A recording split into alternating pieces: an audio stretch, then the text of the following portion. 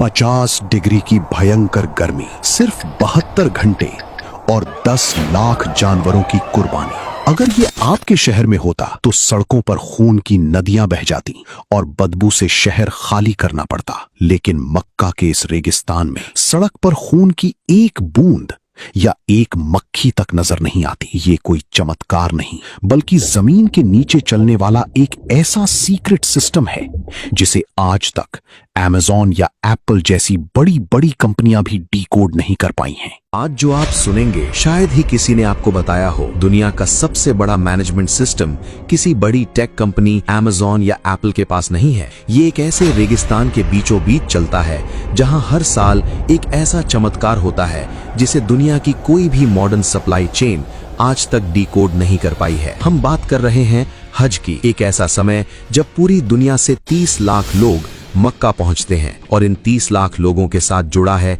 एक ऐसा secret operation जो सिर्फ और सिर्फ 72 घंटों के लिए एक्टिवेट होता है। लेकिन ये सिर्फ शुरुआत है, असली चौंकाने वाला हिस्सा तो अभी आने वाला है। अपने दिमाग में जरा एक कैलकुलेशन कीजिए, अगर आपके शहर में 10,000 जानवरों की कुर्बानी हो तो सड़कों का क्या हाल होगा। गंदगी, बदबू और बीमारियों का डर। अब सोचिए, एक ऐसी जगह जहां गर्मी 50 डिग्री सेल्सियस तक पहुंच जाती है और वहां सिर्फ 3 दिन के अंदर 10 लाख से ज्यादा जानवरों की कुर्बानी होती है। और हैरानी की बात यह है कि वहां एक मक्खी भी नहीं भिनभिनाती, खून की एक बूंद सड़क पर नजर नहीं आती। अगर आपको ये सब मैनेज करना होता तो आप कहां से शुरू करते? शायद आप हार मान लेते और कहते कि ये नामुमकिन है। यही सवाल सलमान के दिमाग में भी था। सलमान, जो भारत का एक टॉप सप्लाई चेन एनालिस्ट है, जब वो पहली बार हज पर गया तो उसे लगा कि यहाँ तो भयंकर अव्यवस्था होगी। उसका लॉजिक कहता था कि 10 लाख जानवरों का मांस एक ही जगह पर एक ही समय में प्रोसेस करना इंसान के बस की बात नहीं है। उसे लगा कि पक्का मांस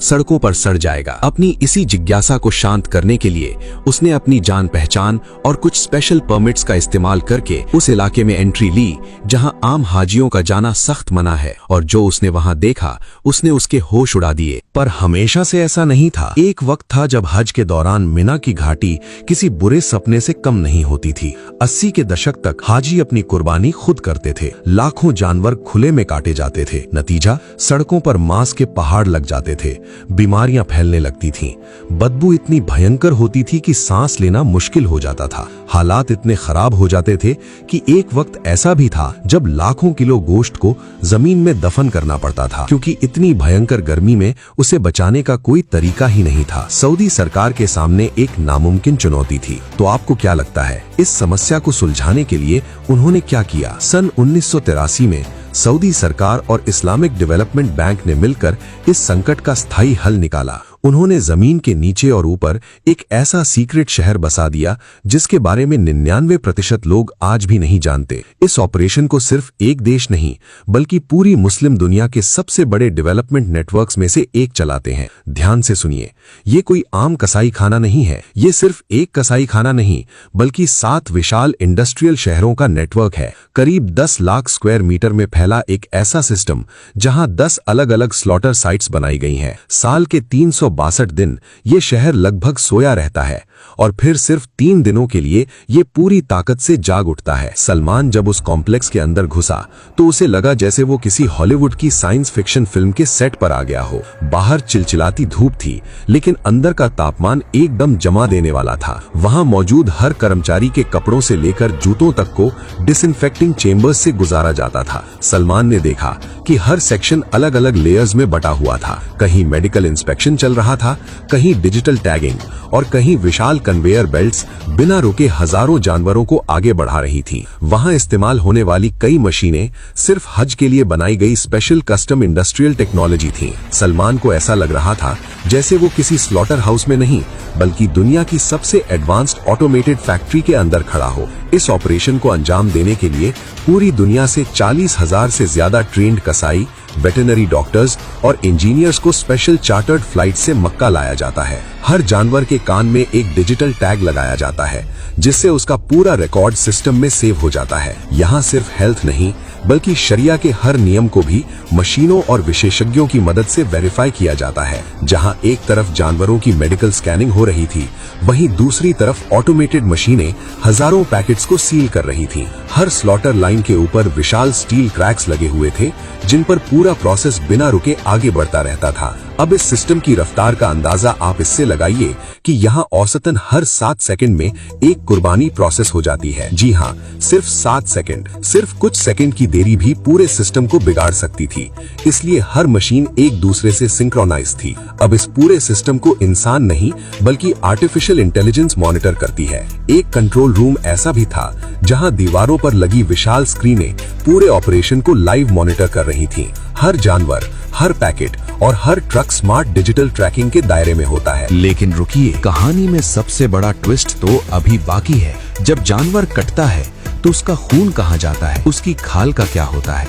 10 लाख जानवरों का मतलब है करीब 1.5 से 2 करोड़ किलो तक मांस। इस विशाल मात्रा को 72 घंटे में प्रोसेस करना और खराब होने से बचाना एक इंजीनियरिंग मिरेकल है। कुर्बानी के दौरान निकलने वाला खून खुले में या नालियों में नहीं बहता। जमीन के नीचे पाइप्स, ड्रेनेज चैनल्स और कूलिंग टनल्स का ऐसा जाल बिछा था मानो रेगिस्तान के नीचे एक दूसरी इंडस्ट्रियल दुनिया चल रही हो। कुर्बानी के बाद सफाई के लिए हाई प्रेशर सैनिटाइजिंग मशीनें तुरंत एक्टिव हो जाती थीं ताकि कुछ ही मिनटों में पूरा एरिया दोबारा चमकने लगे। जानवरों की खालें लेदर इंडस्ट्री में भेज दी जाती हैं और एक अलग अंडरग्राउंड वेस्ट प्रोसेसिंग यूनिट हर मिनट टनों बायोलॉजिकल वेस्ट को रिसाइकिल कर रही थी, जिससे बायो फर्टिलाइजर बना दिया जाता है। पूरा सिस्टम इस तरह डिजाइन किया गया था कि जानवर के आने से लेकर मीट पैकेट बनने तक इंसानी हाथों का इस्तेमाल कम से कम हो। सलमान को सबसे ज्यादा हैरानी इस बात की हुई कि इतने बड़े ऑपरेशन के बावजूद वहां इंसानों से ज्यादा मशीनें काम करती नजर आ रही थीं। जैसे ही गोश्त तैयार होता है, बड़ी बड़ी ऑटोमेटेड मशीनें उसे काटती हैं। सलमान ने देखा कि कुछ मशीनें इतनी तेज थीं कि इंसानी आंख उनके ब्लेड्स की मूवमेंट तक नहीं देख पा रही थी। इतनी विशाल मात्रा में मांस को खराब होने से बचाने के लिए इंडस्ट्रियल वैक्यूम पैकिंग मशीनें लगातार 24 घंटे काम करती रहती थीं। कुछ जगहों पर रोबोटिक आर्म्स गोश्त को कन्वेयर बेल्ट से उठाकर सीधे फ्रीजिंग सेक्शंस में डाल रहे थे। इन फ्रीजर्स की क्षमता इतनी विशाल है कि इनमें 7 लाख जानवरों का गोश्त एक साथ स्टोर किया जा सकता है। हजारों टन बर्फ और कूलिंग गैस पाइपलाइंस इस पूरे सिस्टम को लगातार ठंडा रखती थीं। एक सेक्शन ऐसा भी था जहां सिर्फ तापमान मॉनिटर करने वाली मशीनें लगी थीं, क्योंकि तापमान में हल्की सी गलती भी करोड़ों किलो गोश्त को खराब कर सकती थी। हर फ्रीजिंग चेंबर के बाहर डिजिटल स्क्रीनें लगी थीं, जिन पर अंदर का टेम्परेचर और स्टोरेज डेटा हर सेकंड अपडेट हो रहा था। 20 जायंट फ्रीजर्स के अंदर सिर्फ 15 से 20 मिनट में वो गोश्त -40 डिग्री पर जमकर पत्थर हो जाता है, ताकि उसमें कोई बैक्टीरिया पनप ना सके। एक पर्ची कटवाने से लेकर पैकेट बनने तक पूरा सिस्टम किसी स्विस घड़ी की तरह चलता है।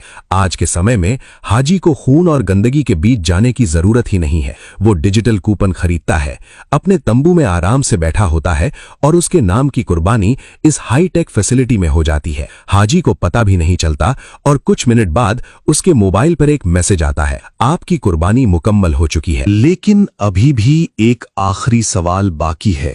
क्या आपको याद है मैंने शुरू में कहा था कि असली चौंकाने वाला सच कुछ और है? लोग सोचते हैं कि ये सारा गोश्त सऊदी अरब के लोग खा जाते हैं या फिर इसे गड्ढों में दफना दिया जाता है, पर असलियत आपकी आंखों में आंसू ला देगी। जब वो लाखों किलो गोश्त फ्रीज होकर पैक हो जाता है तो उसे स्पेशल रेफ्रिजरेटेड ट्रकों में लाद कर जेद्दाह के पोर्ट पर ले जाया जाता है। वहां इंतजार कर रहे होते हैं विशाल काय समुद्री जहाज। मक्का में की गई कुर्बानी महीनों बाद फिलिस्तीन के किसी रेफ्यूजी कैंप में बैठे बच्चे की भूख मिटाती है। ये गोश्त सीरिया, सूडान, सोमालिया और यहां तक कि बांग्लादेश और अफ्रीकी देशों के गरीब गांवों तक भेजा जाता है। दुनिया भर के 27 से भी ज्यादा देशों में इसे डिस्ट्रीब्यूट किया जाता है। जो इंसान हज पर आया है उसे शायद कभी पता भी नहीं चलता कि उसके द्वारा दिए गए पैसे से हुई कुर्बानी 7 समंदर पार किसी ऐसे परिवार को जिंदा रखे हुए है जिसने महीनों से पेट भर खाना नहीं खाया। ये सिर्फ एक लॉजिस्टिक्स या मैनेजमेंट सिस्टम नहीं है, ये इंसानियत और टेक्नोलॉजी का दुनिया में सबसे बड़ा और सबसे खामोश संगम है। एक ऐसी जगह जहां सदियों पुरानी एक धार्मिक परंपरा को मॉडर्न साइंस ने दुनिया की सबसे बड़ी ग्लोबल चैरिटी में बदल दिया है। एक ऐसी सप्लाई चेन जहां न कोई प्रॉफिट मार्जिन है न कोई मार्केटिंग, बस एक ही मकसद है कि दुनिया के किसी कोने में कोई इंसान भूखा न सोए। अब एक बार फिर से सोचिए, 10 लाख जानवर, हर 7 सेकंड में एक कुर्बानी। कुर्बानी, 40,000 लोग, 7 विशाल शहर, आर्टिफिशियल इंटेलिजेंस, मशीनें जो पलक झपकते ही अपना काम कर जाती हैं, और 27 देश। क्या आपने कभी इस सीक्रेट मैनेजमेंट सिस्टम के बारे में सपने में भी सोचा था?